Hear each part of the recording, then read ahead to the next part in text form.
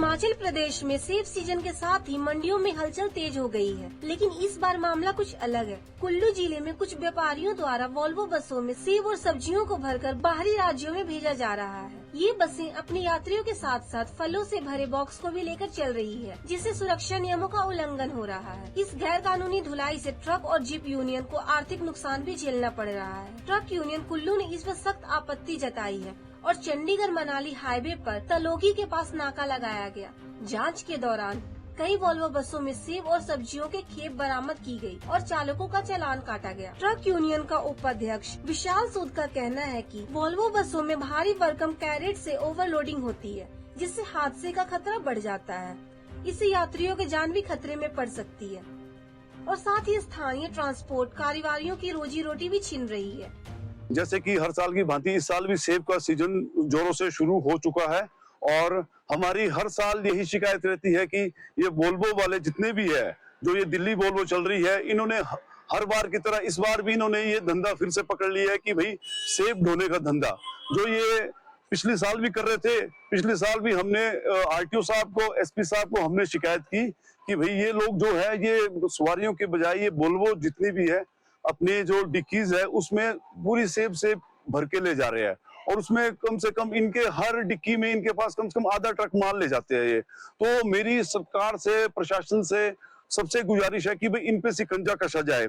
उसी पे हमने आज आरटीओ साहब से बात की, अपने एसपी सर से बात की, तो उन्होंने आज हमारे रिक्वेस्ट करने पे एक नाका लगवाया यहाँ पे। तो उस नाके में हमने पाया कि जितने भी वोल्वोज है, मैक्सिमम वोल्वोज जो है कि वो यहाँ से कुल्लू से वो फ्रूट जो है बॉक्स 10 केजी के, 20 केजी के, 25 केजी के, वो सारे बॉक्स वो ये उठा के भर के दिल्ली पहुंचा रहे हैं।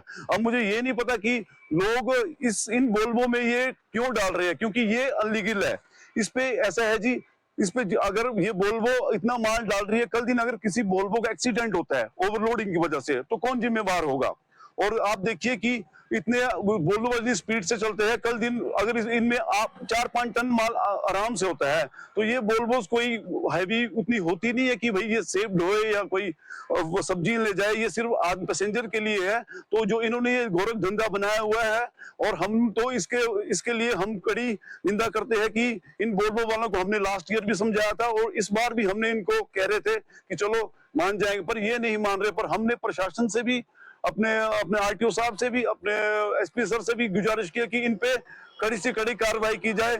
नहीं तो हम तो ऐसे है ना जी, हमारी भी यही सीजन होता है कि भाई हमारा फ्रूट सीजन लगे, हमारे पास भी 30-30 लाख रुपए की गाड़ियां हैं और हमारी भी 50-50 हजार रुपए गाड़ी की किस्तें हैं। तो अगर यही हाल होगा तो हम अपनी गाड़ी किस्तें कहाँ से देंगे, हम कहाँ से करेंगे? अपने बच्चों की फीसें, अपने घर का खर्चा हम कहाँ से करेंगे? हमारे लिए भी यही एकमात्र साधन है गाड़ियों का ही। इनका तो सवारियां भी ढो रहे हैं, फ्रूट भी ले जा रहे हैं, इनको तो डबल सीजन लगा है और हम लोग, हमारे ट्रांसपोर्टर कहाँ जाएं?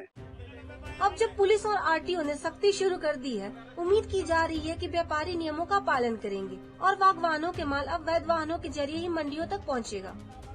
पंजाब केसरी टीवी के लिए कुल्लू से मनमिंदर अरोड़ा की रिपोर्ट।